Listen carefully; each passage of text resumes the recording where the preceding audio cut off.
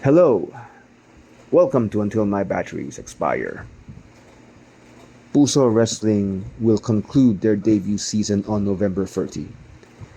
Their final show for this year will be headlined by the finals of their championship tournament. Main Max and Aaron Liwanag are the last two men in this championship tournament, and one of them is going to be the first ever PUSO Wrestling champion. Main Max defeated El Catipunero and Nigel San Jose to qualify for the championship match. While on the other side of the tournament, Aaron Liwanag bested Joya and Super P to punch his ticket to the final.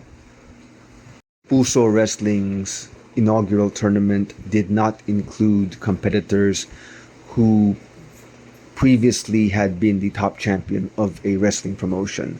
So Robin Sane, Fabio Makisig, and Jake De Leon, each of these gentlemen have been the top champion of a wrestling company.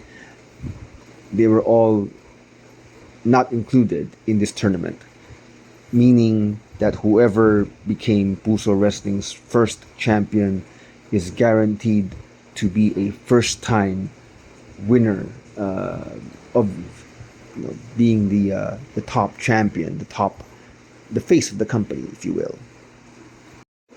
Let's take a look at the two finalists. Aaron Liwanag made his professional debut in 2022. He showed a lot of potential right from the get-go. He was the first among his rookie class to join a faction while he was still a trainee. Ang Bayan ng Liwanag drafted him before he was even known as Aaron Liwanag. In fact, he ended up leading Ang Bayan ng Liwanag. He's the first in his rookie class to head his own faction. And if you look at him, you can definitely see that he is the best dressed wrestler in Philippine wrestling. Even before he became the leader of Bayan ng Liwanag, he was already dressing up for the part.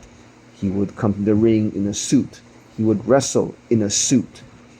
If you knew nothing about Ang Bayan ng Liwanag and you look at him and his companions in the group, you would think he was the leader simply because he was the most professionally dressed among the bunch.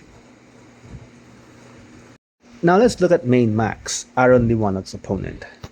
Max is an OG of the modern Philippine wrestling scene. He has won several championships in his 10-year career.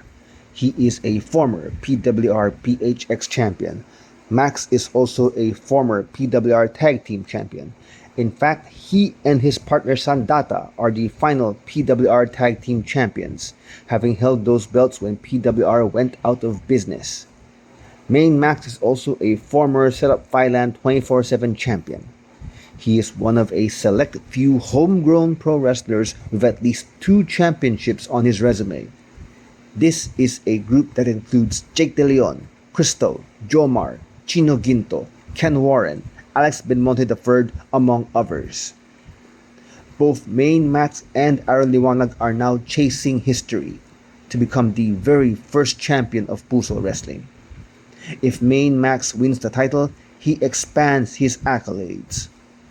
1. He would become the first homegrown male wrestler to win 3 different singles championships: PUSO Championship, the PWR PHX title, and the Setup TH 24/7 Championship.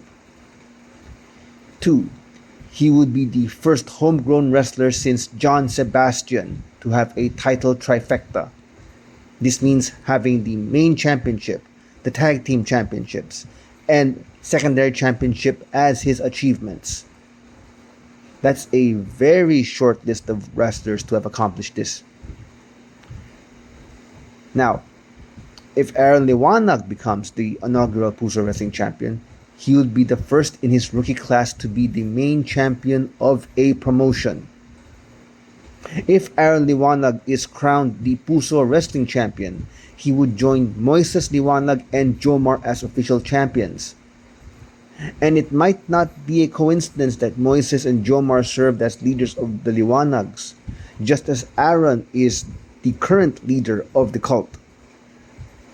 Whoever is the inaugural champion of PUSO Wrestling will check off a list of achievements that come with winning the title, whether it be Aaron Liwanag or Main Max.